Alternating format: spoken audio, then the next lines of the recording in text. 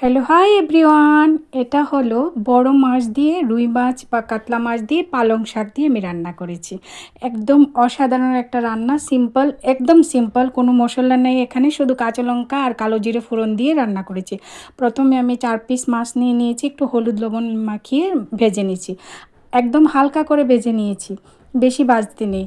তারপর একটু কালিজিরা ফোড়ন দিয়ে শুকনো লঙ্কা দিয়েছি, শুকনো লঙ্কা ফোড়নটা দিয়ে পালং শাকটাকে ভালো করে একটু বড় বড় করে কেটে নিয়েছি, বড় বড় করে কেটে তারপর ওই তেলটার মধ্যে, একদম কম তেলের মধ্যে, মশলা ছাড়া, একদম হেলদি খাবার। আমার তো ভীষণ ভালো লাগে এই রান্নাটা, গরমের দিনে খেতে ভীষণ মজা হয়, রাত্রে বলো দুপুরে বলো যেই বেলাই খাই এটা ভালো লাগে গরম ভাতের সঙ্গে।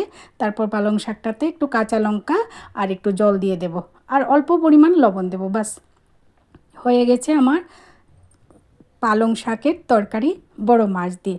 ভীষণ স্বাদের একটা রান্না, তোমরা খেয়ে দেখবে। কোনো মশলা দেইনি, না পেঁয়াজ রসুন লাগবে, না কোনো কিছু লাগবে, ঝটপট 10 মিনিটে এই রান্নাটা হয়ে যায়। মাছটা ভেজে নিয়ে বাস, বাচ্চাদেরকেও এই গরমে খাওয়াতে পারো, যখন স্কুল থেকে আসবে দুপুরবেলা রান্নাটা ভীষণ ভালো লাগবে খেতে।